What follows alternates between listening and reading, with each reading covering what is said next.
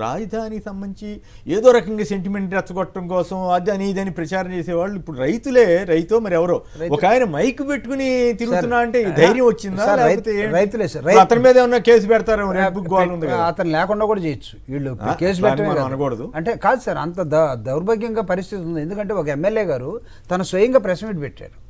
ఎందుకంటే ఈ ప్రాంత రైతులు మేము చెప్పిన దానికి ఒప్పుకోవట్లేదు కాబట్టి నేను ఇది హైకమాండ్కి తీసుకెళ్తున్నాను, హైకమాండ్ ఏ నిర్ణయం తీసుకుంటుందో మాకు తెలియదు. అంటే ఈ ప్రాంత రైతుల్లో మీరు ఏమంటగా రియలైజేషనే కాదు, ఒక గొప్ప అనుమానం.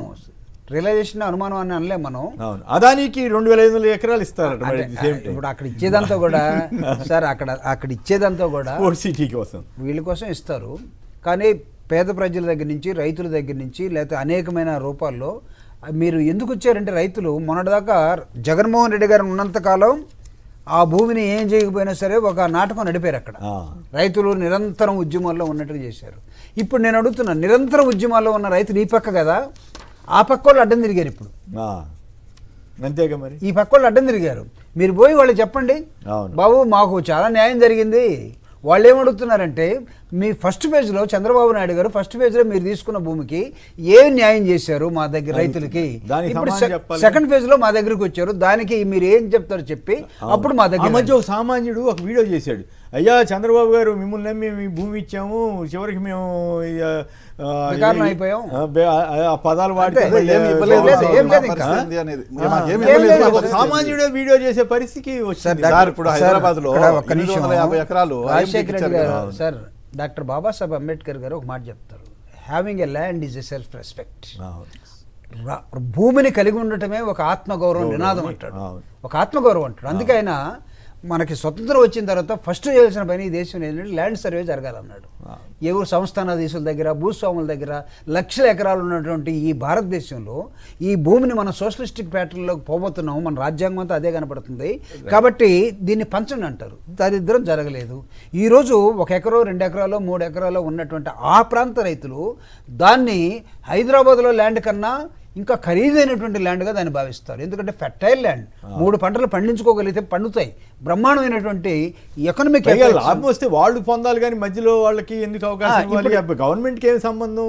వాళ్ళకి కావాల్సిన ఏదో తీసుకుని వాళ్ళకి ఆఫీసులు కట్టుకుని ఇంకేదన్నా అవసరం ఉన్నప్పుడు తీసుకోవచ్చు. కానీ అసలు మొత్తం మేమే కడతామంటాం, రోడ్లు వేయటం, లక్షల కోట్లు ఖర్చు పెడతాం. ఇక్కడ నాకు తెలియని అంశాన్ని సీనియర్ జర్నలిస్ట్, నాకు తెలిసి ఆంధ్రప్రదేశ్లో మిమ్మల్ని పొగట్టం కాదు, అంటే మామూలుగా మీ పుస్తకాలు మేము చదువుతాం, మీ వ్యాసాలు మేము చదువుతాం, పొద్దున్న లేచి మీ అన్నీ మేము మాట్లాడుతుంటాం. కాబట్టి ఒక్క మాట నాకు చెప్పండి, అసలు ఈ రాష్ట్రంలో జరుగుతున్నటువంటి అంశాలని, అంటే ఆంధ్రప్రదేశ్ గురించి నేను మాట్లాడుతాను, ఇది కూడా దానికి ఏమి దూరమేం కాదు, ఇక్కడ తెలంగాణ కూడా. ఈ రాష్ట్రంలో అంటే ఒక మాట మీద మడమ తిప్పినటువంటి ఒక నాయకుడు పరిపాలన చూసిన తర్వాత అనేకమైన పోరాటాలు.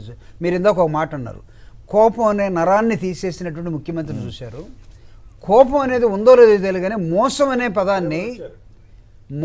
పదాన్ని నిరంతరం మోసుకొని తిరుగుతున్నటువంటి ముఖ్యమంత్రిని చూస్తూ ఉన్నారు. ప్రభుత్వం అనేది ఏం కల్పించాలి? ప్రజలకి ఒక భరోసా కల్పించాలి.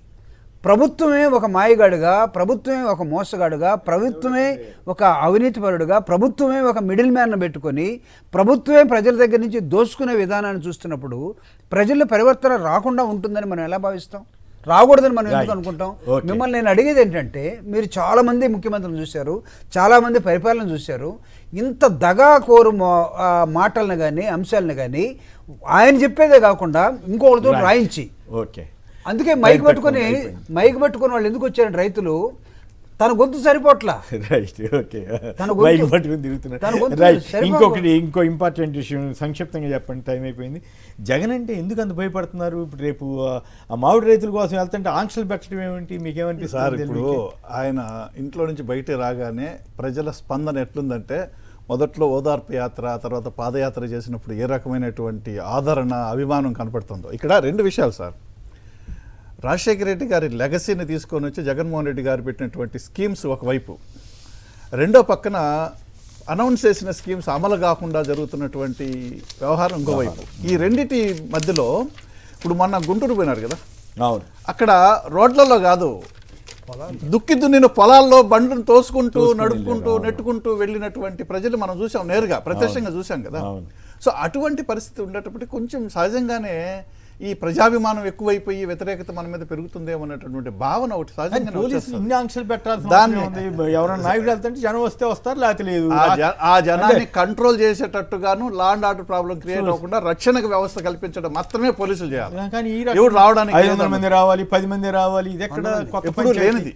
లేనిది ఇప్పుడు అంతకుముందు ఏమండి 3 వాహనాలు 100 మంది ఇప్పుడు కూడా అంతే. అంటే ఆల్మోస్ట్ అదే కదా ఓరే. ఇప్పుడు నీకు Standard. సార్ అంటే మొన్న సత్తెనపల్లి ఘటన, అంతకుముందు పొదిలి ఘటన, అంతకుముందు తెనాలి ఘటన, అంతకుముందు వినుకొండ ఘటన.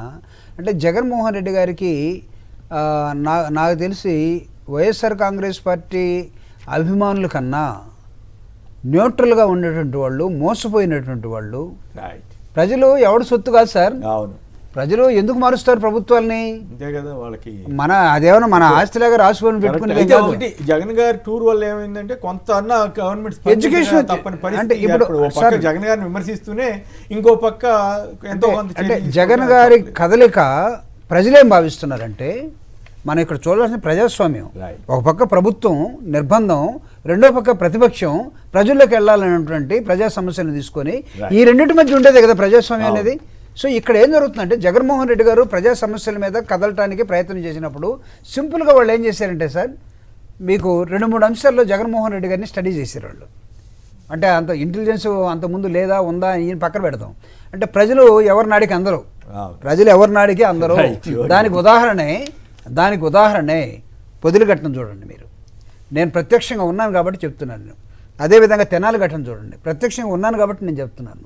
నిన్న సత్తెనపల్లి ఘటన చూడండి. ఈరోజు నెల్లూరులో ఉన్న జైల్లో ఉన్నటువంటి ఒక నాయకుడిని చూడటానికి పోతే హెలికాప్టర్ ఇక్కడ అడవిలో దించమంటారు. అసలు తుమ్మ చెట్లు, రైట్.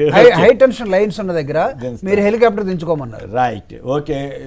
ఇరుపులపాయలో మాజీ ముఖ్యమంత్రి వైఎస్ జగన్ గారు రాజశేఖర రెడ్డి గారికి జయంతి సందర్భంగా నివాళులర్పిస్తున్నారు. విజయమ్మ గారు, భారతమ్మ గారు, పలువురు ఎమ్మెల్యేలు, ఇతర నాయకులు కూడా అక్కడ పాల్గొంటున్నారు. కుటుంబ సభ్యులు అంతా కూడా నివాళులర్పిస్తున్న కార్యక్రమాన్ని ఆ వీడియోలో విజువల్స్ చూస్తూ వస్తున్నాం.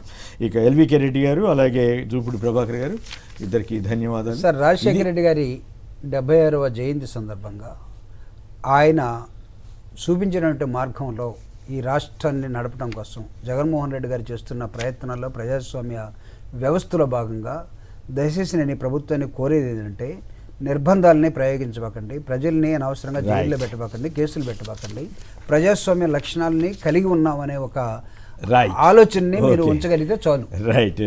76వ జయంతి సందర్భంగా ఆయన చూపించినటువంటి మార్గంలో ఈ రాష్ట్రాన్ని నడపడం కోసం జగన్మోహన్ రెడ్డి గారు చేస్తున్న ప్రయత్నాల్లో ప్రజాస్వామ్య వ్యవస్థలో భాగంగా దయచేసి నేను ఈ ప్రభుత్వాన్ని కోరేది ఏంటంటే, నిర్బంధాలని ప్రయోగించబాకండి, ప్రజల్ని అనవసరంగా జైల్లో పెట్టబాకండి, కేసులు పెట్టబాకండి, ప్రజాస్వామ్య లక్షణాలని కలిగి ఉన్నామనే ఒక ఆలోచనని మీరు ఉంచగలిగితే చాలు. రైట్.